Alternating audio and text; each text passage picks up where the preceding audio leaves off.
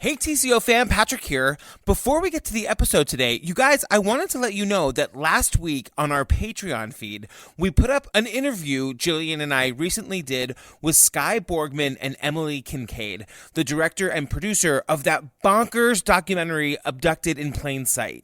Abducted in Plain Sight was just released on Netflix, so basically anybody with a Netflix password can see it. So if you haven't yet listened to our episode on Abducted in Plain Sight, go watch it on Netflix, listen to the episode, and then check out our interview with Skye and Emily on our Patreon feed.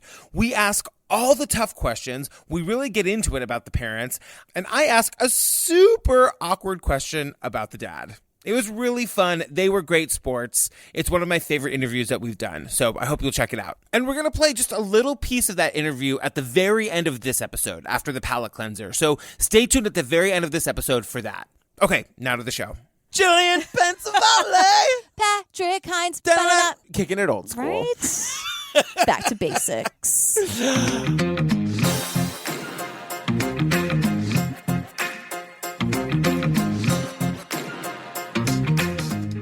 Girl, before we get to anything else, this is a thing we have not said in a really long time. You guys, if you love our show and you love what we're doing, will you take a minute and review us 5 stars on iTunes? Yeah, we used to say this all the time, and then we started doing live shows, and like the Patreon really took off, and we kind of like poor little Apple Podcast got left behind, but we were just like, you know what, we got to shout her out again. It's true, and it makes a difference, you guys. It really does help people find our show. It lets people know what you like about us. It makes a difference if you don't just rate stars, but if you actually write a little thing, like just a sentence or two. We would really appreciate it. Yeah, totally. The other thing, you guys, our February 9th live shows. We're doing 2, a 7 o'clock and a 9:30. Guess what? 7 o'clock is sold out. Yes, thank you guys.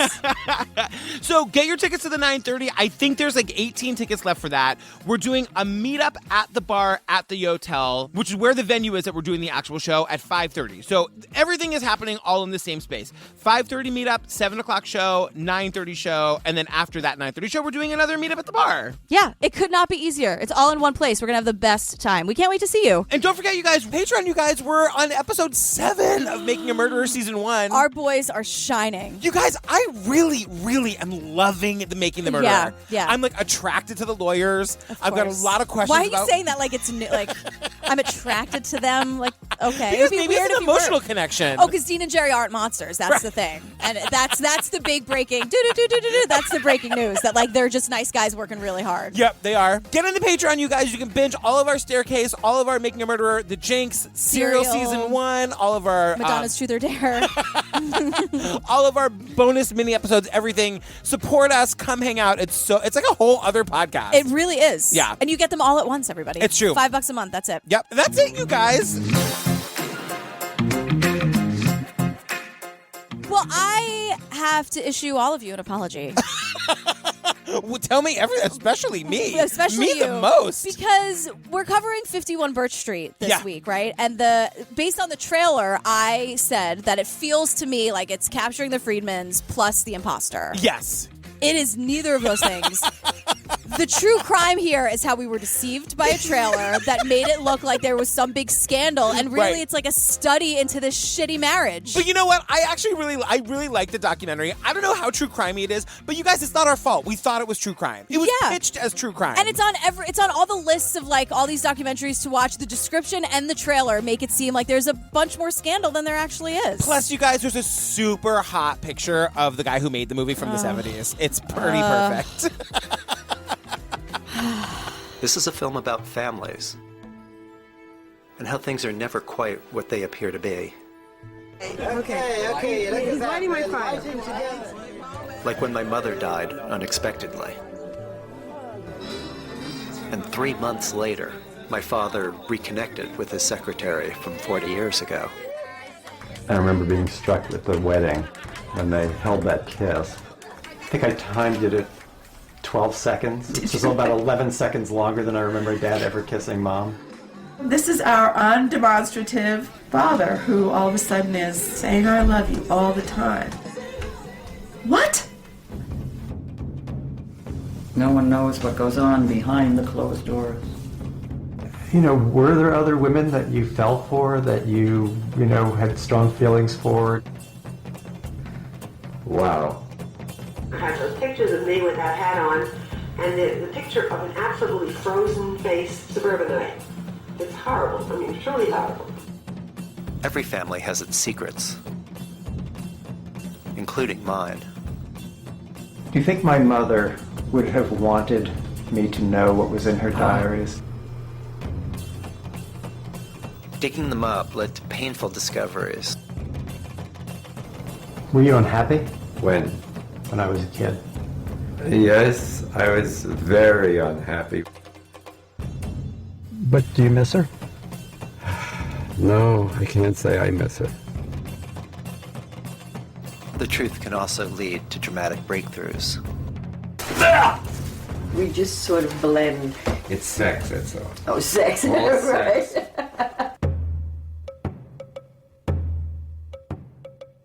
All right, girl. Okay, girl. Yeah. I want to start us off this week. Okay. Because the opening shot of this documentary I is knew an it. ice-cold, chilled martini with a twist. I have in my notes in caps, it starts with a close-up on a chilled martini. I knew you were going to straight out of the gate with that one. I was like, I haven't had a drink in 7 days. I've told you. I'm I know, trying to you're lose a bell. weight. Thank you. Losing You're weight doing for- a great job, really. Thank I so support you much. 100% in this. You guys, I'm drinking as my body weight at the live show. Yeah. Hopefully that body weight will be less than it is now.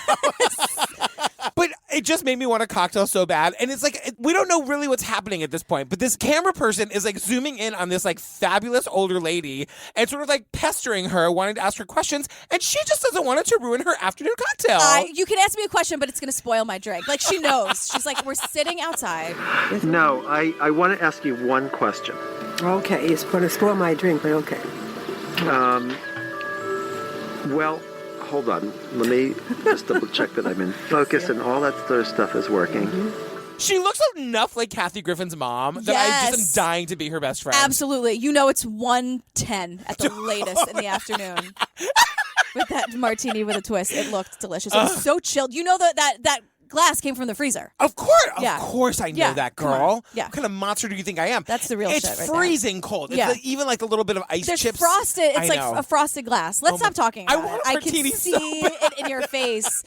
Do I look like a martini? Is it like a cartoon where instead of a big chicken leg, it's just me looking like a martini? Oh, God, I need a drink. So what we start learning what the hell this thing is all about. Right. And it's about Mike and Mina Block, and it's the narrator and filmmaker's parents. Right. And it's one of those things where, much like Capturing the Freedmans, which is kind of what I thought this was going to be about a little bit, the filmmaker Doug starts covering them and filming them for posterity, and then it turns into something completely different. Yeah, because he says this thing, he's like... Until things took an unexpected turn, I never intended to tell their story. And I'm like, girl, what happened? Just tell us. Yeah, again, like just baiting this thing, like it's going to be interesting, it's going to be interesting. It's not interesting. You guys, at all. I think it really is. Jillian, I love her so much, but I disagree. Wow. I think this is I'm interesting. right here. Her can hear you. I just feel weird from the beginning because suddenly it's like a scream, and I'm like, is this it? And the woman's like, you did it! Hey, you did it! I did what? Did you take that picture from below? I'll kill you, and you cannot use it. You promised. Can I open the door? Hello? The mother locks herself in the bathroom because Doug destroys trust. Here's the thing that Doug did, though, and I totally feel her. He took a picture of her from below. You do not you don't do do that. that. You don't do that. That is the rudest thing in the entire world. Right, no. From above. From so far away that you can barely see me. Right, and then you filter the shit out of it. But, like, the mom is totally teasing. Yeah, and she comes out all smiley. It's Yeah, like the whole point of this is, like, to show that they have a really close relationship. Right. But I love her. She, like, storms into the bathroom. Slams it. I'm like, oh, she's fun. How many martinis has she had exactly? It's only 8:14 in the morning. Yeah, no. She's carrying that martini glass to the sink. Yeah. She's going to clean it. Like, that's where she's going. And refill it. Right. So then Doug just sort of like sprinkles in. He wasn't close with his father. We'll get back to that later. Okay, good. I like the mother better anyway. I can tell. Totally. I have a lot to say about the relationship. These kids, he and his sisters, they talk about their dad like he is the dad from Capturing the Freedmans. Yes. He is the sweetest, nicest old man. Like, he just, like, he quizzed them at the table at dinner, and they ruined their childhoods. No, I got a totally different vibe. Really? Yeah. Oh. Yeah. I got that he was like a hard ass. Like, he had this family, but he like like wasn't interested in them. They were just like people who also lived in the house. Oh, I felt totally differently. Well, the parents have been married for 50 years. They met in Brooklyn after his dad got home from World War II. All these awesome old photos, which I love. And the mom is sort of like, he was fine before, but when he went to basic training, you guys, he got super hot. We corresponded, actually, while he was in basic training. And he came home on leave one time, and he was really quite a gorgeous guy. And he lost a lot of weight, and he was looking particularly nice and lean. It was one of those instances of tremendous physical attraction, And that was kind of like that. And he was home for 10 minutes, and it's like bada bing, bada boom. They have 3 kids. Married with 3 kids. And this takes place in Port Washington, New York, which is like 40 minutes away from here. Yeah. Again, capturing the Friedmans. 100. A family in Long Island. They're all neighbors. They're all neighbors. They're all neighbors. He's like, they live down the street from the guy from Miami War. Yes. Oh, my God. What's his name again? I don't know. Who cares? So this is where we learn that this guy, Doug, so he's a professional documentarian who sometimes shoots weddings. I would like to see the actual ratio of weddings to documentary films that he does. Right. Well, he's an aspiring filmmaker, and he does weddings on the side. Girl's 50, and look, I get it. Dreams never die. I totally get that. We find out later that his wife is like one of those crazy rich psychologist people. Oh, we're gonna get to her. Yeah, Marjorie the intellectual. That's her full name. She supports her starving artist, kind of adorable husband. Right, but it's also just TikTok. I'm annoyed by this. Right. Just say you're a wedding videographer. I sometimes shoot weddings to support making documentaries. It's very intimate work, and being right in it always reminds me what a vast leap of faith every marriage is. He does this thing where we're just also seeing these random wedding vows, and I'm like, I hope everyone okayed this. This is a really intimate moment that you only invite and they're all small weddings, and it's and now we're seeing this. Okay, great. And Doug is talking in the car, and he's just like, yeah, I'm really good at knowing if a couple's gonna make it forever or not. I'm really good at knowing the inner workings of people's relationships. And it's Doug, the big joke is that we only have this documentary because you didn't know shit about your parents and their marriage. So let's edit that part out, sweetheart. And he also is making the point, literally I have in my notes, it's marriage is very, very, very, very, very, very, very hard work. Marriage is going to be very hard work. Ask any married couple and they will tell you it's not for kids. It's very, very hard. I wouldn't say it's that many varies. I know. It's hard work. But then it cuts to the faces of the people in these videos, and they all look terrified. They're all in their early 20s. Yes. Way too young to get married, unless it was you, and then you made the right choice. You made the right choice. But for everybody else, way too young to get married. Yeah, and they're all, it seems because we never see the efficient from face on. We just see their back, and it's all almost what have they been telling these 22-year-olds for the last 40 minutes? Is this homily or service or whatever it is? How scary is it? How many varies are they using in this? You guys, it's going to be awful. It's almost like when my first day of drama school in college, when the professors were like, none of you should do this. Yeah, you're all wasting your time. I'm here to break you down and build you back up. Start crying. Go. Didn't take that much for me. No. But we learned that Doug has been married for 18 years. Yes. And he has a stepson named Josh. Yeah. And a daughter, Lucy. And I'm weirded out by this. I feel weird even talking about it. It's very weird because the first shot of the two of them are them sitting on the couch. And the boy, the much older boy, Josh, is squeezing her very tightly. And she's on his lap, and they're singing this really creepy, weird song about felons. When a felon's not engaged in his employment. Or yeah, and then it cuts to the kitchen, and his wife is getting something out of the refrigerator with a parakeet on her shoulder. An actual parrot on her shoulder. It's very... Listen, only LaVanya Harding is allowed to do that. There's a lot of visual information we get very quickly, and I don't have any answers for any of it, and it makes me really uncomfortable. But just, if you don't want to sit through this documentary, can we guess the ages? Lucy's 14, he's 20. Yeah. The ages are super inappropriate to be cradling 100%. Your stepsister. And she looks like she's blinking Morse code, help me, help me. Yeah, blink twice if you need help.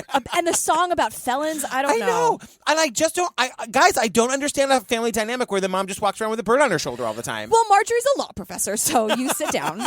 She's is not smarter to be than fucked all of with. us. Yeah. No. Her son was 10 years old when they got married, and she is 5 years older than Doug. Then we just get a quick, remember, I don't know if I said this in a very recent episode where it's just such a New York thing to me where my grandmother would look at a photo album and be like, they're all dead. And that's what the mother does. That's what Minna does. She's like, isn't it such a shame. They're all dead. Look at that. It's a little discouraging that almost everybody in this thing is dead.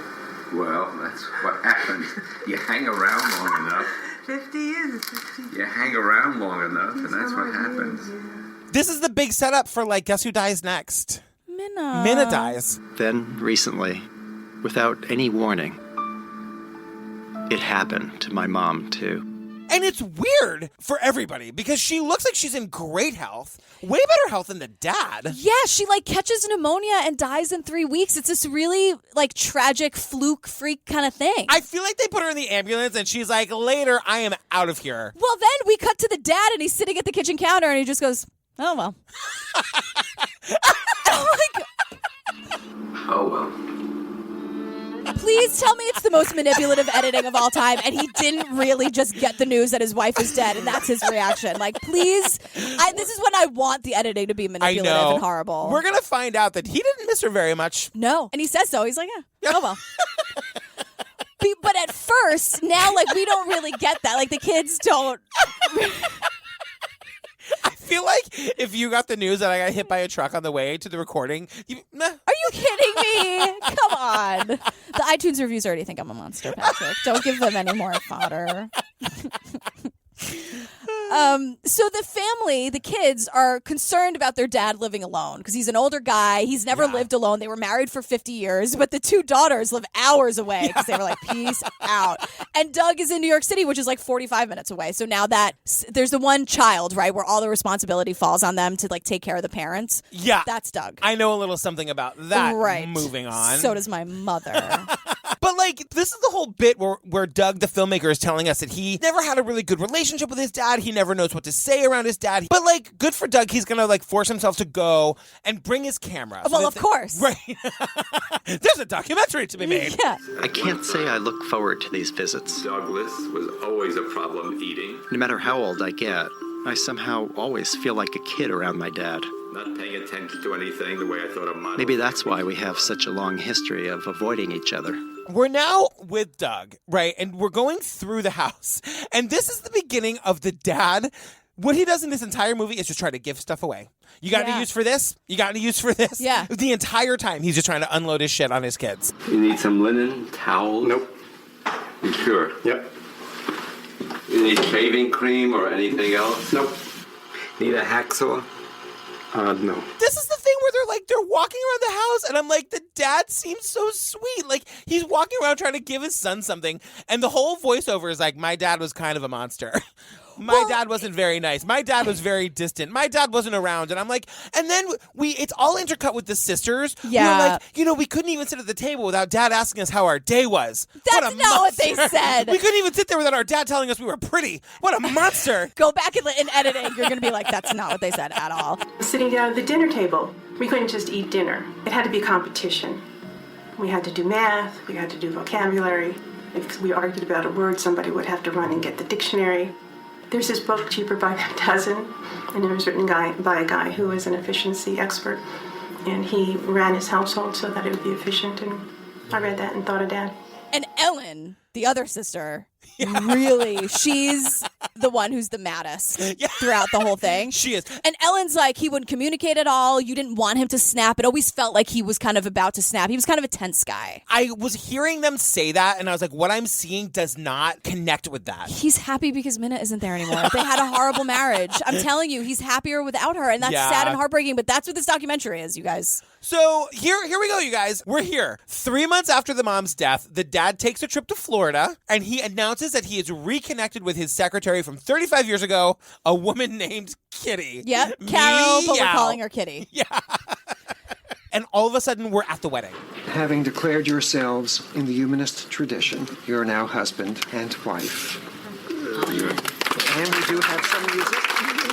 Doug, of course, is filming.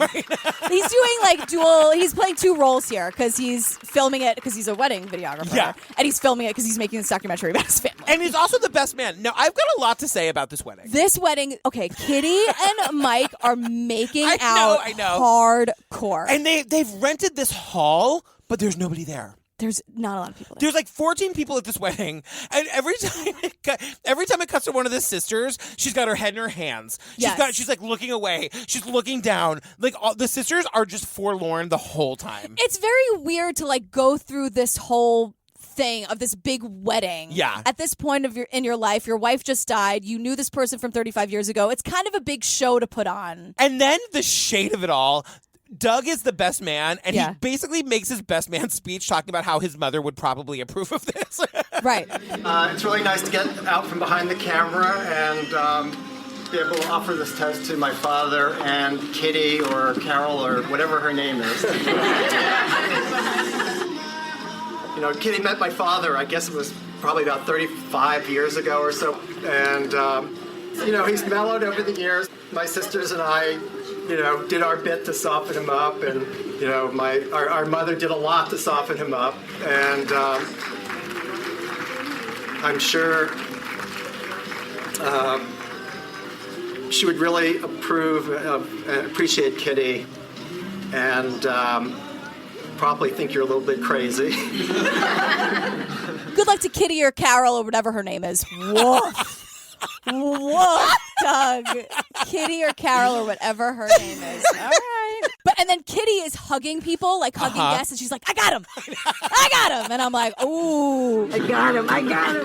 Kitty is like the bride on her wedding day. Yeah. She's running around kissing and hugging everybody. There's this shot of her hugging one of the sisters.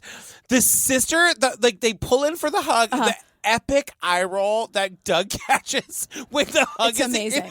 It's amazing. It's like we have to be nice. Is this the true crime? Is it going to get scandalous finally? Because at this point, we're like, the whole lingering idea was like, wait a minute, this all happened so fast. Yeah. All of a sudden, the dad is like being super demonstrative, which doesn't mean monsterly. It means like showing affection. Oh. Carabelle. Yes, he's being emotional and lovey. Yes. The thing is, I had less of a heart. A lot of this made sense to me. Where it was like, we find out that they were sort of in a loveless marriage. Mm-hmm. Also, his wife just died. You know, he's realizing that like he's going to die soon. Like, I think that him all of a sudden like wanting to be emotional and like make big decisions and get married to this other. I think to me that wasn't weird. Yeah. I mean, looking outside of it, sure, like this guy just wants to be happy, and why shouldn't he be? And That's fine. He's had this big reminder that life is short. Right. If life is so short, why would you hire such a creepy wedding band? Did you hear how they sound? Yeah. You have to play some of it. It's just like Capturing the Friedmans now. Again, this like creepy sing-songiness.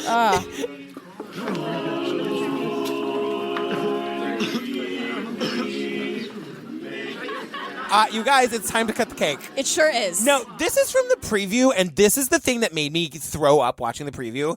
I have a hard time watching old people kiss each other. I'm just going to come out and say it. Sure.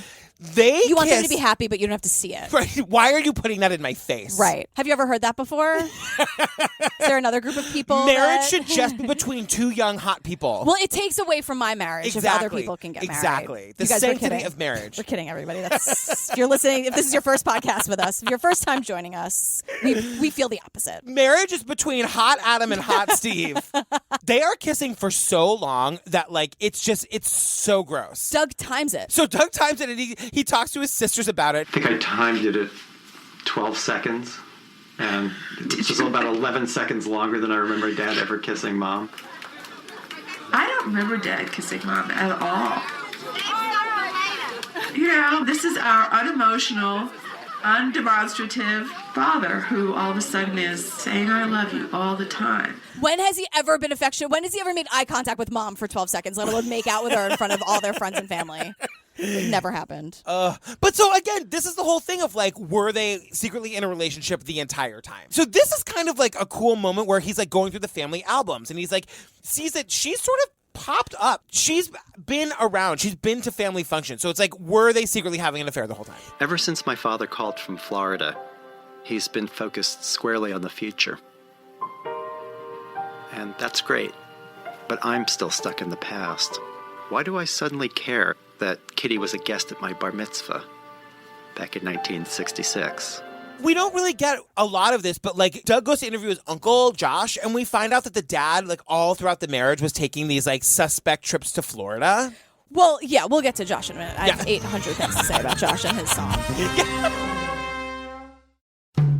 So now they're married. 5 minutes goes by. The dad sells the childhood home that they all grew up in, that he lived in for 50 years with his wife. They're going to move to Florida. And again, this doesn't surprise me. It's like, I get it. Like, this is for sure traumatizing for the kids. Like, I'm sure this is traumatizing for the kids. But from the outside perspective, like, he's old. It's cold. He wants to go to Florida. I get doing the old people thing, moving to Florida. I totally understand that. But at the same time, it's like, isn't this no one likes moving. You could be at your youngest and your hottest, and moving is a pain in the ass and stressful and exhausting. Yeah. I just did it, and I'm pretty young and hot. You are. You know what I mean? And so I totally know what you mean. So in your 70s or 80s or whatever, do you really want to move from Port Washington, New York to Florida? Like, hell yes. Really? Oh my God. I mean, if you're old and like, Kitty's from Florida, like she's got a whole life down there. Yeah. And we hear later that like, he'll tell us people in his community, they're not active. All the old people are dead. They've outlived all their friends. That's why no one's at the wedding. Right.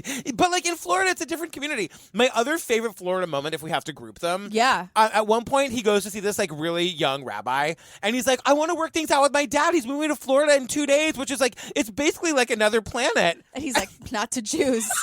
This rabbi's 12 years old. Do you think this can lead you to kind of closeness with him? I mean, Well, I'd like to. We have just a few days left. So. Before he's going off to Florida, which might as well be another planet. Right. Well, not for Jews.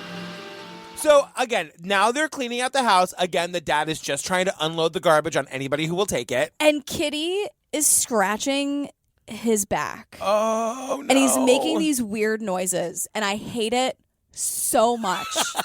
It makes me so uncomfortable. Oh, a little lower. Oh, whoa. Did I ever tell you that I was at the theater and people were doing that? The couple in front of me and Super Hot Husband Mike were the guy was scratching his girlfriend's back, but under her shirt. And scratching her entire back. I was like, you need to stop. That is disgusting. That's you can't basically do that sex in the theater. Yeah, no. But funny you should say that, because now Kitty and Mike are like, that's kind of our sex, you guys. And then they start talking about sex. We just sort of blend. It's sex, that's all. Oh, sex. Right. Amen. So this is another point where Doug, the filmmaker, is talking to Marjorie, the intellectual, his wife.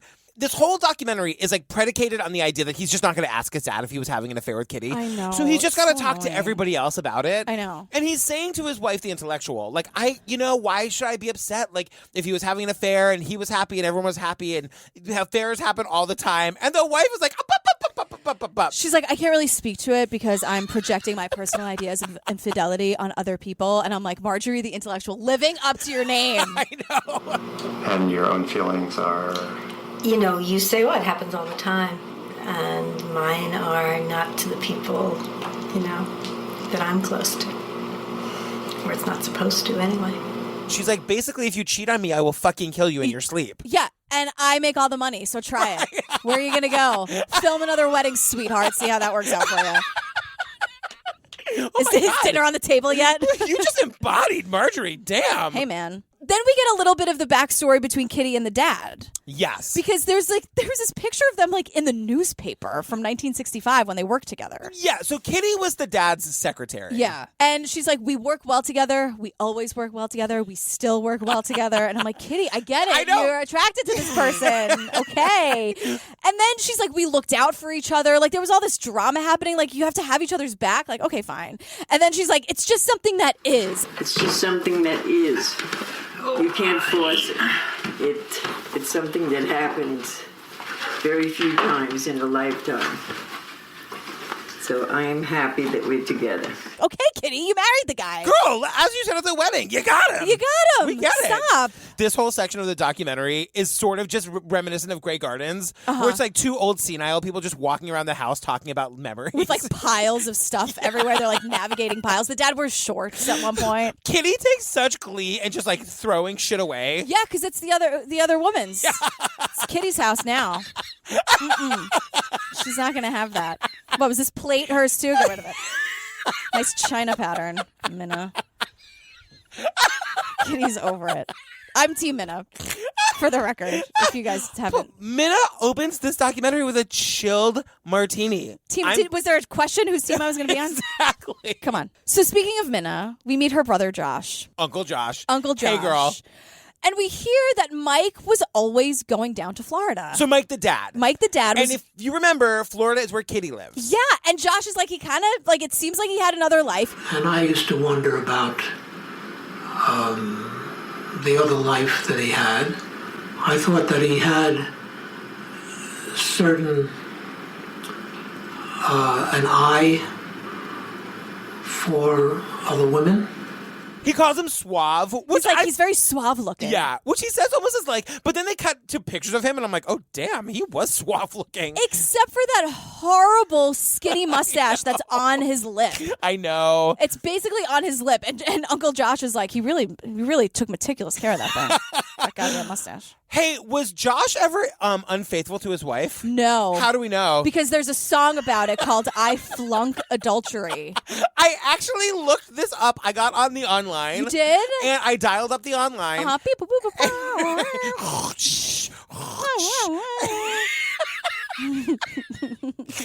And I thought maybe there was a chance that like Uncle Josh was like a famous like composer or something. At least in Port Washington. Yeah, exactly. No. Couldn't find it. But luckily Uncle Josh sings it for us. Yeah, he takes care of that. He can't set up the YouTube on the online, but guess what? When his nephew's there with the camera, he's singing it. So I guess a big break. Here you go. It's hard for me to confess the truth that adultery can happen in a telephone booth. 'Cause to keep my scoreless slate intact, I would never find the room to consummate the act. I flunk adultery 'cause I can't go all the way. And while I sing, the play's a thing the organ doesn't play. So if the thought of getting caught does so much to upset me, I flunk adultery 'cause my wife won't let me. Wow, that was. It was and it is, and it was and it always will be and it is. And then right after that, Doug is like, clearly I need to get away from my family. Yeah, he does this like dumb I have to fill the hours documentary thing where he's like, I'm going to reach out to this author and see if he can talk to me about my problems. He wrote a book called Finding Our Fathers. Right. And Samuel Osherson, I think, or Osherson. Yeah. Dr. Sam. Cutie. Is what we're going to call him. He is such a therapist because Doug can barely get the story out about my mother died tragically and quickly, and then Kitty's around, and this whole time Sam's like, and he finally just full stop interrupts, like bulldozes Doug and is like, tell me more about that. How do you feel about that? Oh, I said it. And then he like can't wait to give his own perspective because Doug he says 4 words, and then he's like, do you want to speak more or can I go now? Because I have thoughts and feelings and opinions on this. And, this is going on right now. So... Do you want to say more? No, I just throw this out there because, I'm just curious what comes up for you. Let's talk about loss. Because I think what you're saying is as much or more about loss than it is about fathers and sons. He's like, it's about loss, Doug. It's about loss. It's just this like weird, stupid moment. But then we get Natasha. Oh my God. You guys, this woman, Natasha, who was Minna's friend. Best friend, like bestie. Best friend. She comes over to help Kitty and Mike like clean out the house. And the kids. And you know that this Natasha's got a martini under the, like just out of view of the camera. Yeah. She is hammered all day. Great. She's your favorite grandmother. Yes. And she's with the kids. She's with Doug and not kid, you know what I mean, kids. Yeah. And Ellen and Karen, and they're going through pages and pages and actual pages, you guys. Yeah. Pages and like all the varies about how hard marriage is, that many for pages. Yes. Of a diary that Minna kept daily for like decades. I'd totally forgotten that my mother kept a daily diary for many years. There's 3 boxes filled with her diaries, going back to 1968. Mom's secrets may be right here for the taking, but do I have the right? This is that like dun dun dun moment of like, they're gonna spill all the fucking tea. But then they waste 25 minutes like deciding, like Doug's like, should I read it? And it's like, bitch, of course you should. Yeah. You have decades of a daily diary from your mother who just died, and now Kitty is on the scene. You read that. Of course. And like your whole MO here is to find out if your dad was having an affair. Yeah. The answers are in the pages, girl. You read it. God. I know. Remember when Doug asked Ellen, do you think she was a good mother? And Ellen just goes, the longest sigh ever. I'm like, say no more. You just answered. So then we get this whole sort of backstory about like the mom on tape talking about how like when the kids were young, she wasn't happy. Yeah, she's like, well, I wasn't happy. One of the things that was going on was that I wasn't happy, particularly, and the marriage wasn't working very well. I had those pictures of me with that hat on, and the picture of an absolutely frozen-faced, suburbanite. It's horrible. I mean, truly horrible. The only time the mom was ever happy was when they were on vacation.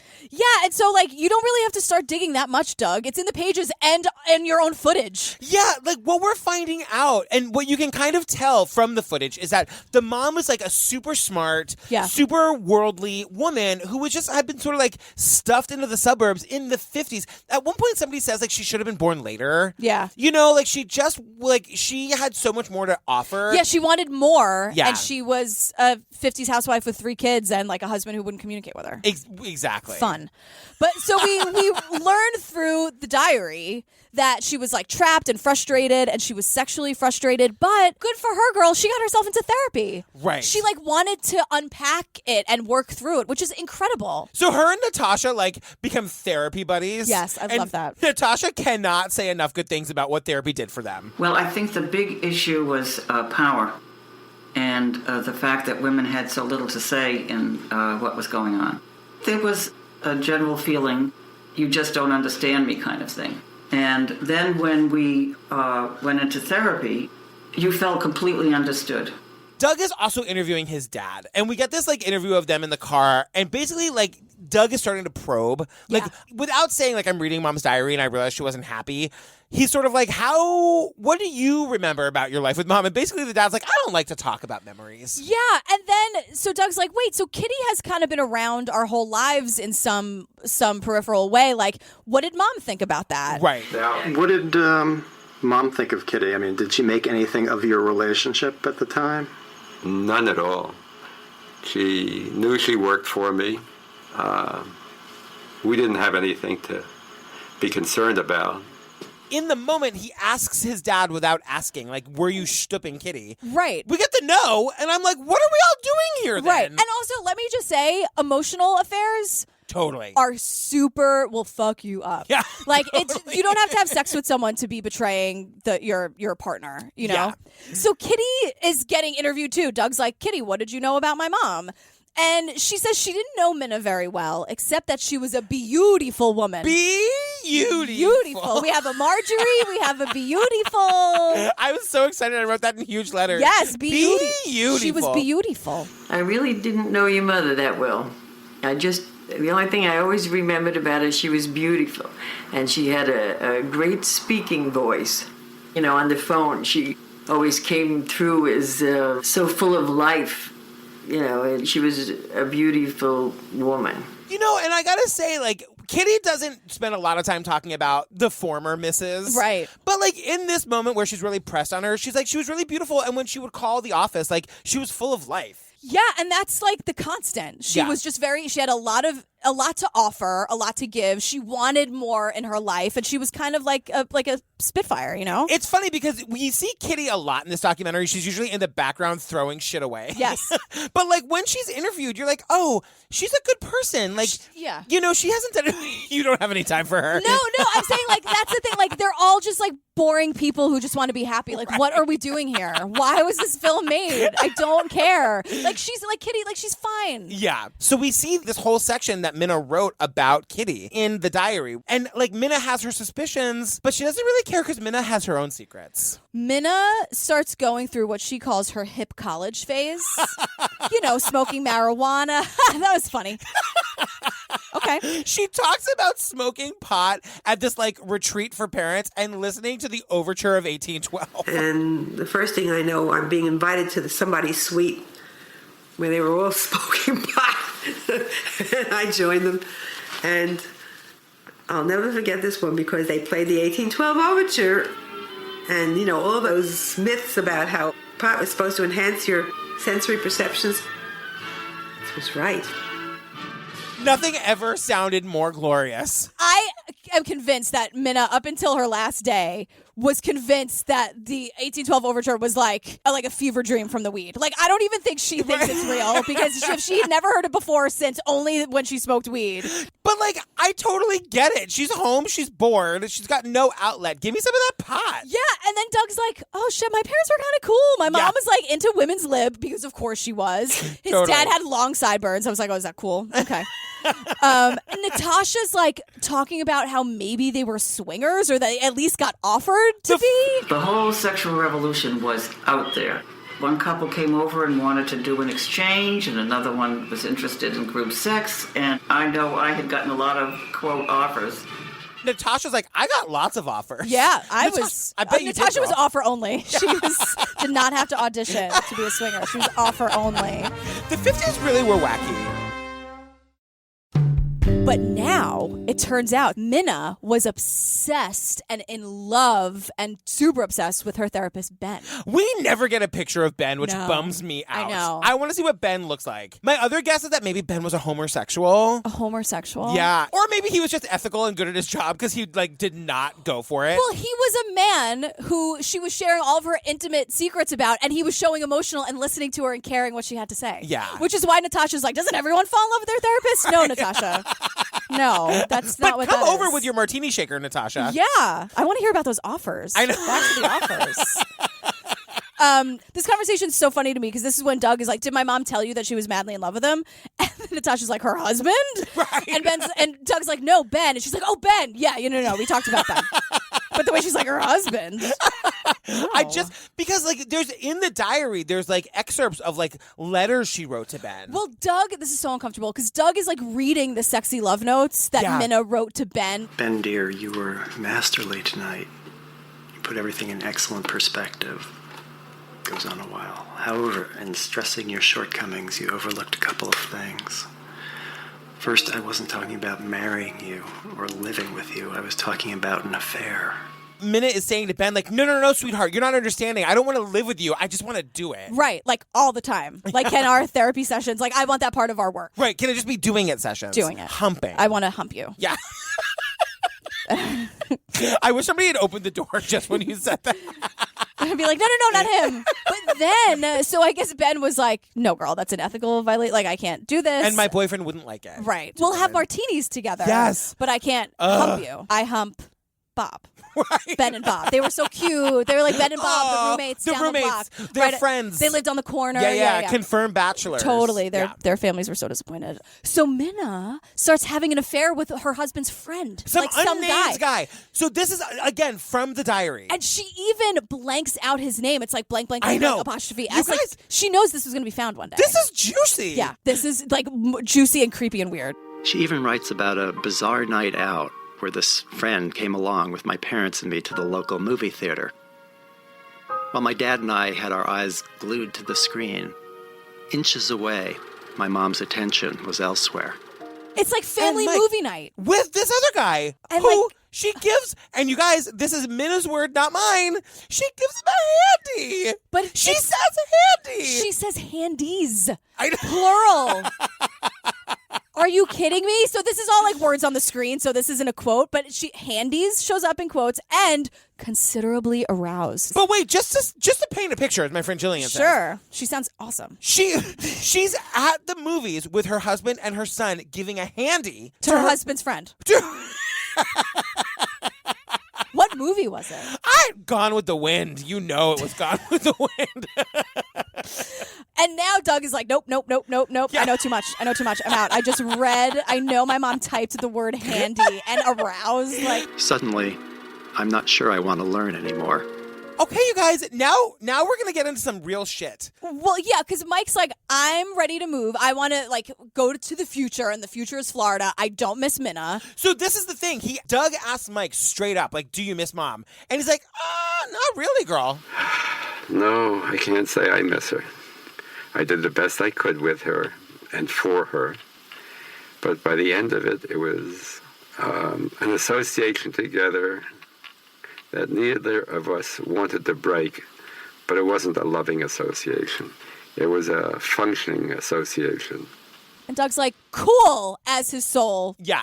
explodes in his body. It's the kind of thing, though, where, like, the dad is able to say all of this in a way that, like, that really answers the question. Right. He gives no fucks anymore. Like, he is starting to live the life he always wanted to. And why is he going to... If he married Kitty, he's not holding back anything now. Yeah. So he's going to be honest. But before they move to Florida, they have to have a going-away party. It's the worst party of all time. They have it at the temple, which is fine. Yeah. But it's just, like, nobody... Like, they needed someone a little younger to make the planning. You guys, it's the most... Okay, first of all, it is just everybody's great-grandparents. Everyone's 1,000 years old.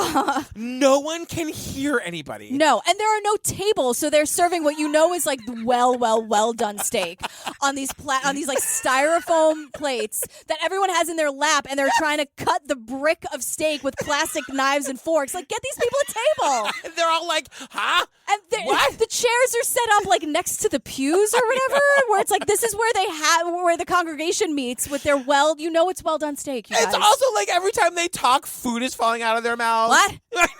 Say what? Look, are you still making those movies about the weddings? What do you call them? Are you still doing that? Have you done anything that maybe I'd see, Doug? Have you made something of yourself? What do you think there is to do? It won't come to you. You got to start it yourself.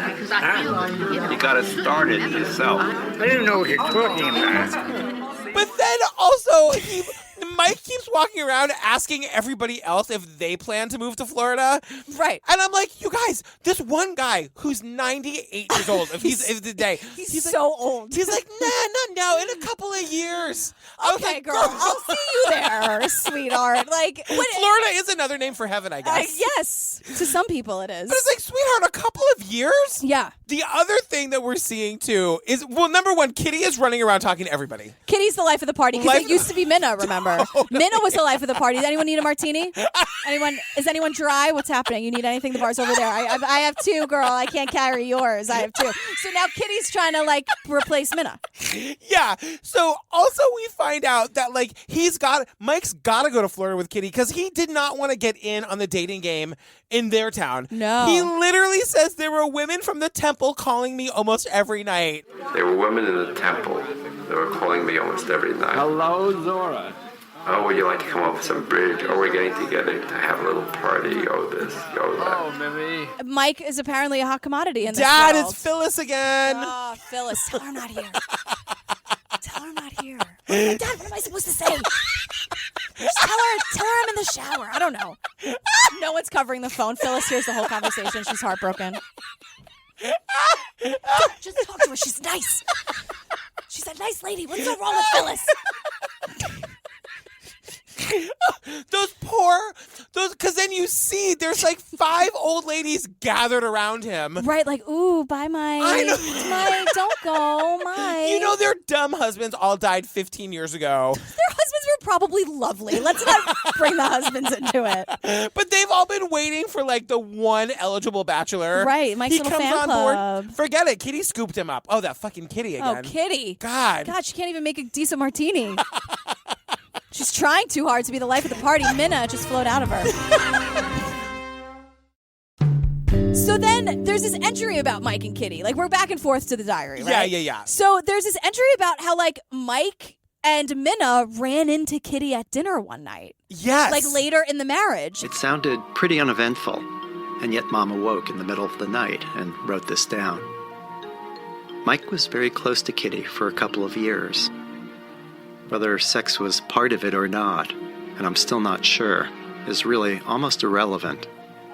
Somehow, sweet, pliable Kitty seems to represent the kind of woman Mike should have married if he'd known what he wanted. Instead, he chose me. And I've been too much for him all along. There was a bit of shade in this because she literally writes, she's like, I was too much for him, too much energy, too much need, too much woman. Yep. Which I feel like we're reading that in 2018 eyes, which we're like, yeah, go bitch. Like, yeah. I think probably she wasn't saying something nice about herself when she wrote it. Yeah. Like I'm too strong, I'm too right, independent. Of course he doesn't and want that's me. not good. Yeah, I'm too much. Yeah. Why can't I just be boring? Minna, why can't you should have been with us, girl. I know, totally. She would have been amazing at the Pride show. She would have introduced us. I was going to say, you know who Minna's hanging out there with right now. Sylvia and Marsha, girl. Yes. They're all hanging now, those chilled martinis. Can you stand it? Listen, it's the franchised Fred is in the Sky. Yes, the Fred is in the Sky. You know Sylvia was like, bitch, we got a seat for you right here. Spill us the tea. What did Ben look like? What's the deal? They're all like gossiping about it. So now we're back to Mike in the car complaining about Minna again. The best compliment I ever got from her was, "You're fine. You're all right." And frankly, Minna was right. Yeah, and Doug again, like he starts like getting up more and more nerve to ask him direct questions, and the dad's like, "Well, I had lots of pictures of girls, lots and lots and lots and lots and lots of pictures," and he keeps talking about pictures, and finally Doug is like, "Dad, I'm not talking about photos. Did you screw someone who wasn't my mother?" God, how many times do I have to say it? I don't care about your pictures. I don't care about your pinup girls in the war. Right, exactly. Enough. But Mike, whether he's telling the truth or not, he says, like, no, I had lots of opportunity, but I never did. I had as many opportunities as I did pictures. Lots and lots and lots of opportunities. Were you not at the goodbye party at the temple? They're all over me. Mike. No, I want to talk to Mike. Mike, let's get a picture before you go. Were you throwing their bras at him? Look at me. Those enormous bras. Third with love, like you guys. extra support. Yeah. Why? They still wear wired bras. You guys, third love is where it's at. So this is kind of like we're getting towards the end. Like we see this final interview, and then there's this really sweet moment. I was like sitting across the table from Steve working, and I'm like starting to cry because Doug says to his dad, like, "I've asked you all these questions. Is there anything you've ever wanted to ask me?" Yeah. And the dad's like, "Are you happy?" And so whatever, Doug gives some answer about like, "I'm mostly happy," whatever. Which then Marjorie's like, "Excuse me, enough." But this moment where the dad, again, not a monster, the dad says to him, "I was really lucky that you were my son." Yeah. I could sob right now just thinking about it. I've been very fortunate to have you as a son. Say, you really did very, very well. Thanks. And when I look at my families, boy, I can't believe it. I've been blessed with a good family. And if you're having a somewhat happy life, forget everything else as far as I'm concerned. You got something you can grab and hang on to, and that's very, very good. You can't beat it. It's a great company. It kept me alive, say.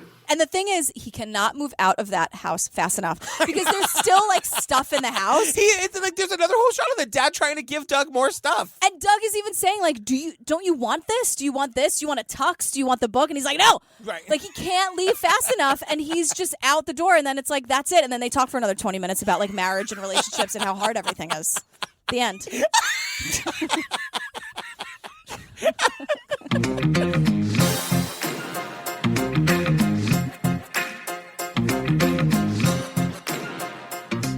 Well, girl, we did it. It wasn't really true crime.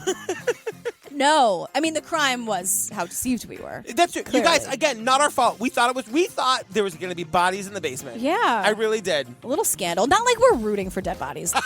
You guys, come see us live. Yeah. February 9th, we're doing 2 shows. 5:30 meetup at the Yotel bar before, and then we're getting drunk at the same bar after the show. Yeah. The 7 o'clock is sold out. The 9:30 is for sure going to sell out. There's only like 18 tickets left. So if you're thinking about coming, get your tickets ASAP. And don't forget, you guys, rate us on iTunes. We would really love some more of those positive reviews. We really love it, and it means a lot to us. Yeah, we really appreciate it. And you. So thank you. And don't forget, you guys, Patreon, you guys, we're about to record Making a Murderer episode 7. I am obsessed. I love it so much. I know. Also, the Jinx, the Staircase, Serial, all the bonus stuff. You guys know, if you basically just want a whole separate true crime, like True Crime Obsessed podcast, go get it. Yeah, and for $5, it all shows up in your feed instantly. And you guys, don't forget, stay tuned to the very end of the episode after the palate cleanser, where you can hear a little piece of our interview with Skye Borgman and Emily Kincaid, the director and producer of Abducted in Plain Sight. Girl, next! You guys, we're doing 3 Identical Strangers. Yep, did you hear that? Everyone's cheering. You guys have been requesting it for so long. We're totally going to do it. If you don't know about this movie, it's about 3 identical twins that were separated at birth. I don't know why. I haven't seen it yet. It's like some experiment. It's horrible. And they find each other, I think. Yeah. So very excited about that. Yeah. Girl, where can they find us? At True Crime Obsessed on Twitter. And then our amazing website, True Crime Obsessed, has all info for the live shows, the merch code, the Patreon. Oh, and episodes. Don't forget the episodes. You guys, we love you. Once again, I don't know what the palate cleanser is going to be. We'll figure it out when we get there. Whatever we land on, we'll put it in the show notes. Let's do it. All right, love you. Bye. Bye, love you. I wouldn't believe the story if someone else were telling it, but it's true, every word of it. It started when I went to college. It was the first day of school. All these people are coming up to me saying, Eddie, how are you? Eddie, hi. I'm like, my name's not Eddie. I don't know what you're talking about. As soon as this guy turned around, I knew it was Eddie's double. I said, you're not going to believe this. You have a twin brother. Oh my God. As I reach out to knock on the door, it opens. And there I am. His eyes are my eyes, my eyes are his eyes, and it's true. And then the story went from being amazing to incredible. There was an article to Twins Reunited. I think I might be the third. When people ask me what is the most remarkable story you ever encountered, I tell them it's the story of the triplets. You guys have been on the front page of every newspaper in the world. True. They were more like clones than they were like brothers. It was a miracle. There was nothing that could keep us apart. That's when things kind of got funky. Something was just not right. They separated these boys at birth. The parents had never been told that there were 2 other children. What was the purpose? Why? How could you not tell us? They're trying to conceal what they did from the people they did it to. When you play with humans, you do something very wrong. Who would be evil enough to come up with something like this? There's a lot of powerful people that would like to have this story silenced. There's still so much that we don't know. It boggles the mind. It's a mystery. I'd like to know the truth.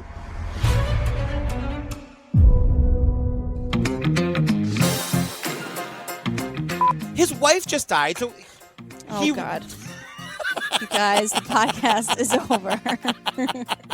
I spill something every time. Well, you didn't really spill anything, and everything is still plugged in. So, hey. I know. It's hero. Red Bull o'clock, you guys. Yes. Red Bull o'clock. Straight Red Bull. But here's the thing, though. Like, another thing that just made me... Sorry, I'm going to... Because it's not a here's the thing, though, situation. I don't know how she feels today.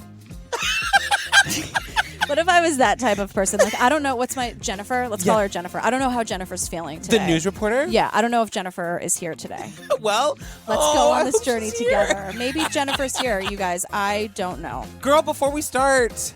Can you imagine if I was really like that? We would not be friends. Give it a good ha-ha ma. Yeah. Ha-ha ma. Ha-ha ma. Jennifer.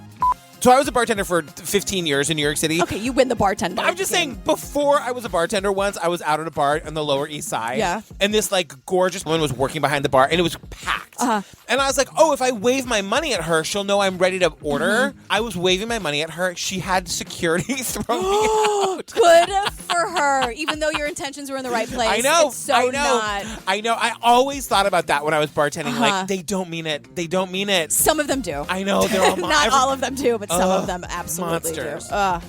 There is no such thing as last call in Freda's, you know. Oh, Freda's in the sky. You know, like there's no last call. It's just always happy. Everything's free. It's just like, you know the bartender. It's like, no, I'm not taking it. You know when you know the bartender, Yes. there's like that fake fight about paying them? Yeah. That's what it is. And it's never last call. Oh. And there are always show tunes. It's perfect. It's always Musical Mondays. It's always Musical Mondays at Splash. That's what it is. Oh, my God. Remember Splash? R.I.P. Splash is up there, too. Splash died. They all the good ones go. I look around and what I see is I don't belong here. This isn't me. What have I become? I'm really not this girl. Is that all there is? What's it gonna take to get off the streets? When do I get a break? It's not what I wanted. This is not my world. I know where I'd choose to go if I could disappear anywhere but here, anywhere but here. I can feel something coming. I long to be free. I just wanna be anywhere but here.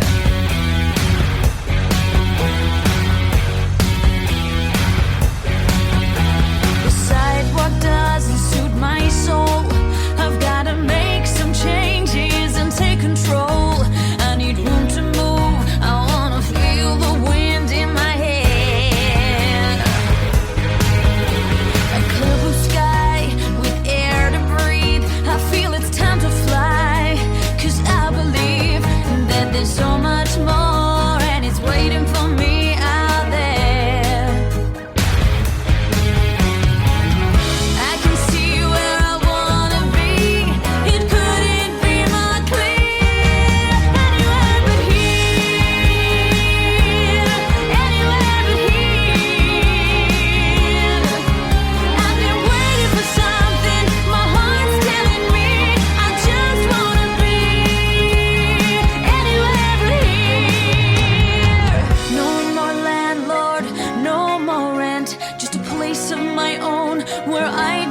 content. I want to share it all with someone who'd share it all with me.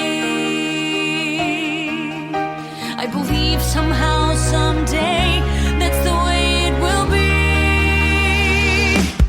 Anywhere but here, anywhere but here. I can feel something coming. I long to be free. I just wanna be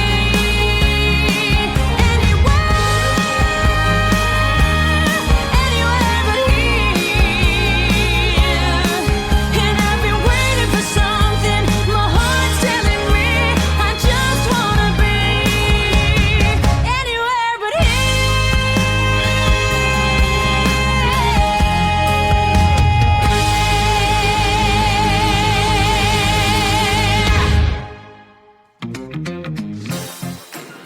But you guys, the parents are kind of monsters. You know, it's a funny thing because, look, so many people feel that way. A lot of people feel that way. And there were times, where we had a really hard time with the parents, especially in editing, just trying to really dig down to like what happened. And I actually think it's kind of easy to say, yeah, they're monsters. They're terrible people.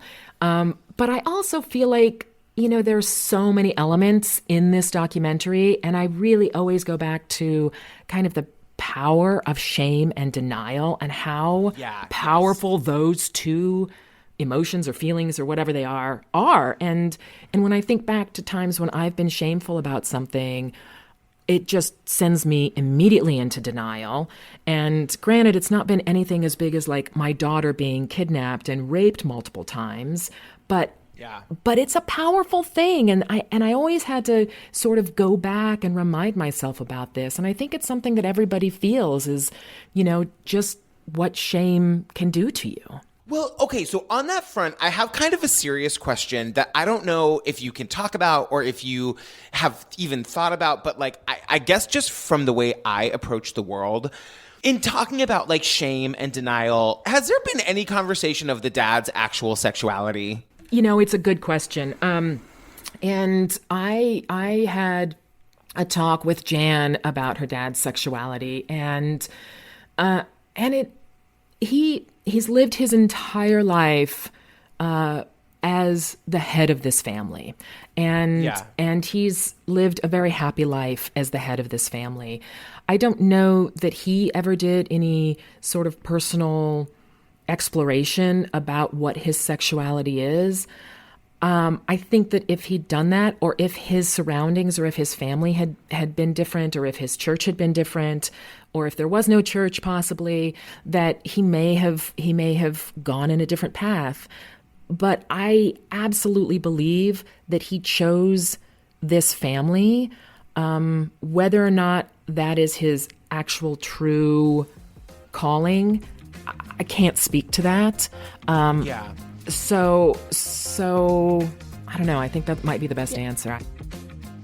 To hear the rest of this interview with the director and producer of Abducted in Plain Sight, in which we really do ask all the tough, and let's face it, juicy questions, head on over to patreon.com/truecrimeobsessed, where you can get this and all of our other bonus content.